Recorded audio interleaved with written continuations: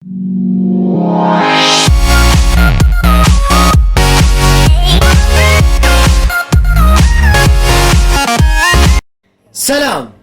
قبل لا تعلق اي تعليق مال امه داعي ادخل على قناتي باليوتيوب تونس شو، شوف فيديوهاتي واعرف منو انا، وذيك الساعه ابدي رايي. عموما اللي متابعين قناتي اعتذر لانه نزلت فيديو لا مونتاج قوي ولا شغل كروماكي ولا ما اعرف شنو، ولا الموضوع لله ما يستاهل. الزبده ظهرت برامج تونايت شو، ذا ليت شو، جون ستيوارت، باسم يوسف، البشير شو، ولاية بطيخ ولا اخره. فقررت قناة الفيحاء ان تسوي نفس السالفة. يلا ستة على اساس ما نسوي مثلهم. فجابوا واحد تنطبق عليه جميع شروط الاعلام العراقي.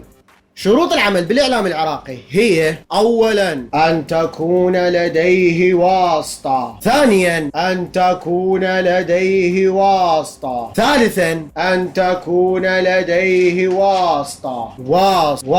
واسطة دون الحاجة ام الاختراع. مو الحاجة الحاجة ام الاختراع. الحاجة ام الاختراع. نعيد، يقولون الحاجة شنو؟ ايش قال؟ زين هسه المفروض اضحك لو اتثاوب، اشق هدومه يا اخي؟ لا اله الا الله. اقطع الجاكيت والهدوم. اقف يا جماعة الخيرات، خلنا نعطيه فرصة ثانية بلكي يسوي لي شيء يسوى عليه القيمة. طو مجال. رفايات باسطوانات، ثم نستخرج الغاز منها، غاز الميثان، بعد تنقيته من بخار الماء وندخله في محرك يعمل على غاز الميثان لتوليد الكهرباء. ما يميز اختراع علي أنه تمكن من فرز غاز الميثان عن بقية الغازات بطريقة خاصة به، لا تحتاج إلى جهاز يعرف بالجايز الذي يستخدم في الولايات المتحدة وأوروبا. يعني ما تحتاج للجايز اللي مستخدم في اوروبا. زين شلون تفصل الغاز؟ يعني غاز الميثان شلون تفصل عن الزباله؟ بعدين الزباله تخليها بالقناني. زين بهيك حاله ما راح نحتاج قناني هوايه، واحنا عندنا مرات ازمه بقناني الغاز تصير. هي قناني الغاز اصلا هي قديمه ومنتهيه. ايش السالفه؟ صديقنا الظريف جايب جايب له مقاطع فيديو المخترعين شباب عراقيين وقاعد يحشش عليهم. هي عيبه. قالوا لها وين رايحه؟ قالت لهم راح اعيب. مو جديد على الاعلام العراقي، يرفع اللا شيء ويترك الشيء. شلون يعني؟ بس هو هذا الاختراع يعني اللي راح نسميه شو بالله ولا الاختراع. ها ابو نمر، او اشوفك انت جايب. ها شو راح تسوي به؟ ها راح تضغطه طلع لنا غاز وغاز سوي من اختراع. مو صح؟ اكو اختراع اريد اسوي من تولد من عندك كهرباء، يعني هسه المولده مالتك البيت تشتغل على غاز الزباله؟ بالضبط. غاز الزباله. والريحه شلون متحملها ابو نمر؟ صديقي الظريف، نصيحة من زميل، من تريد تمثل سكتش لا تجيب تشايشي مال قناة. ترى الممثلين موجودين بالعراق خير من الله، بس مشكلتهم مو ظريفين مثلك. عادي؟ المولده برا ايه؟ والهاي يمها مواضيع شرحها على شنو مواضيع؟ مقبلات وشنو يعني؟ على الشارع. على الشارع؟ على العالم؟ الريحه هسه كهرباء ماكو. انا اشرب، ما عندي كهرباء بالبيت، مولده 30,000. شنو؟ مو هواي اكو مدققين بهذا النموذج اللي هو عباره عن ناعور لتوليد الكهرباء من الماء. دا تشوفون شلون انقطاع التيار الكهربائي يخلي الناس تبدع وتخترع. بس انا يوم صرت مخترع لان اخترعت. منين طلعت لي؟ شنو انت شو اخترعت؟ قول لي شو اخترعت؟ لا ايش قاعد تسوي بروحك؟ هاي النكتة من قد ما قديمة صارت بالة، ومن قد ما سخيفة حرموها جماعة حقوق الإنسان. الناس الذي صنع لنا الهليكوبتر من مواد أولية بسيطة. منطقة دائما تجيني صبح حتى بعض النساء يشوفون انه ابن منطقتهم صنع طائرة. حقيقة اني توقفت ماديا، يعني عجزت ماديا. كنت اعتمد على وعود رئيس مجلس محافظة البصرة اللي وعدني بها، وكانت زوجتي أكرم من وعودهم وأكرم منهم، سرعان ما باعت مصوغات الذهبية ويعني استطاعت أكمل بعض الشيء. بالإضافة لهذا أحد جيراني اللي يسكنون جنبي محمد صالح، الحاج محمد صالح أبو ماجد، اللي باع بقرته وجاب لي فلوسها، لكن أنا رفضت وكنت متألم جدا أنه يعمل هذا العمل كرجل قروي فلاح والحكومة تقف مكتوفة الأيدي وللأسف الشديد.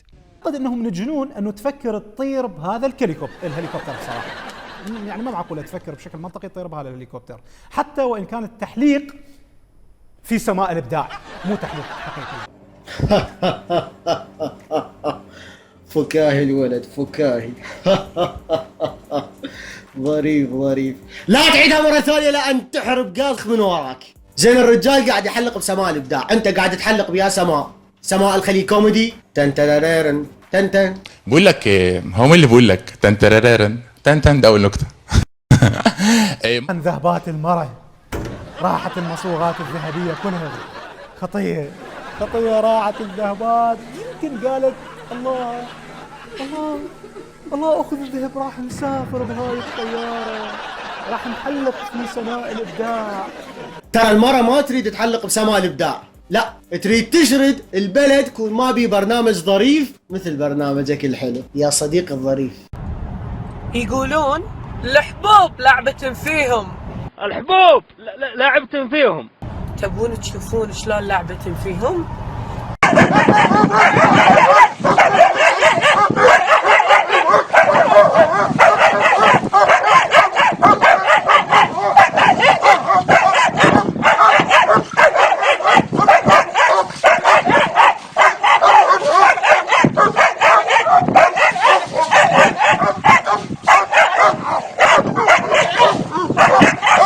ايه حبوب بلع. شوف صديقي الظريف، انت باشر تروح لمدير القناة وتقول له يمسح الفيديوهات اللي هي منشورة باليوتيوب للحساب التابع للقناة. صحيح عدد مشاهداتها 600 بالقناة اللي هي مشتركينها 50,000، بس ما يخالف على مود ابنك خطية من يكبر لا تصير بيه حالة نفسية. يعني انت اصفن لها خطية، جماعته يحششون على ابوه، يسوونه ميز والله وداعته. يعني انا لو صاحبي ابوه مثلك لا حق الله ثاني يوم اخليه ينتهى. اعمل نفسك ميت.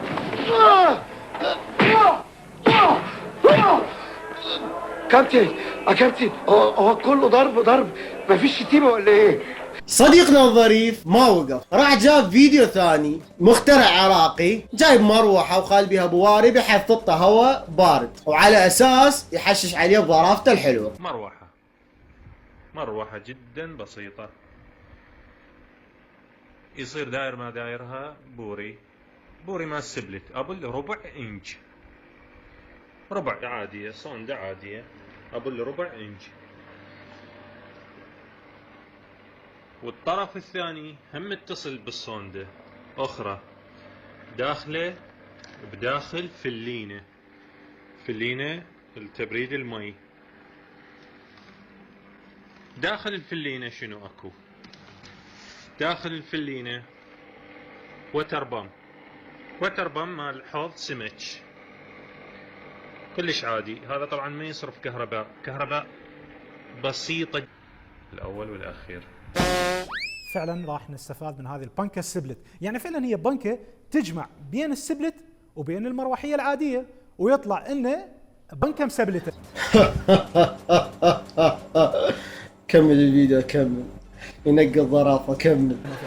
وتكتب عليها صنع في العراق، وهي كل بنكة ربع قالب ثلج تخليها طبعا الفلينة، واذا يعجبك خلي بالفلينة بطيء بيبسي مثلا بطل ماي، ويصير استخدام مزدوج.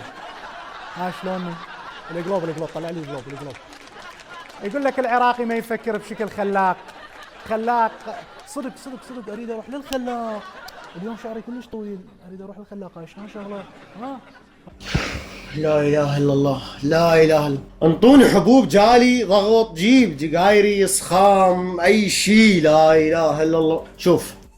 شوف صديقي الظريف، نصيحة مني، الظرافة مالتك اتركها على صف، روح قدم نشرات اخبار رياضية، ولا اقول لك نشرات اخبار، ولا اقول لك اترك الاعلام. يا اخي ارحموا ما في الارض يرحمكم ما في السماء، ارحمنا ابوس ايدك. ايش سووا لك؟ قعدوني على صفحة استكان شاي مقدر ومحترم. استكان شاي جابوا لك استكان شاي مقدر بالصينية الروبوت. بالصينية الروبوت ايش ماله جابوا لك اياه؟ لا يا مال الحكومة المحلية اللي عاد تتبنى المشاريع. مو قلت لكم شايتشي قاعد يوصف بالشاي تقول يوصف بحبيبته.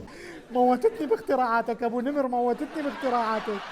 روح شفينا شر اختراعاتك، روح خليه يختم، خلوني اختم.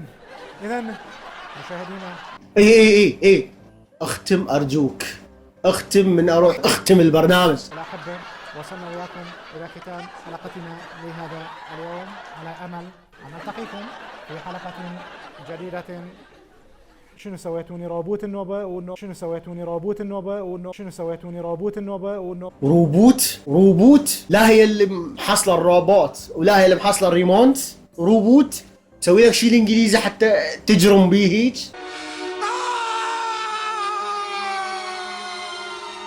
اكو مراسل تابع لنفس القناة، هذا اذا تشوفون تقاريره بدون اي تحشيش لان هو قايم بالواجب، وما راح نقول يا محافظة. وللناصري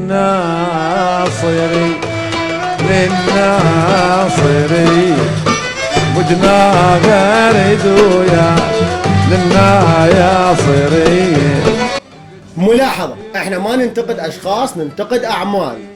لا تنسون اشتركوا بالقناة ونشروا الفيديو الى اخره، وهاي السوالف الانترنتية على مود بعد نكمل السلسلة وننطلق على الاعلام مالتنا البطل ابو الواسطات.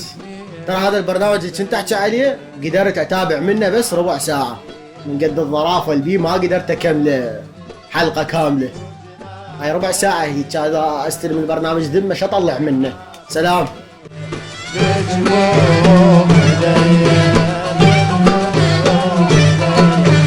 اعمش وشربك ماي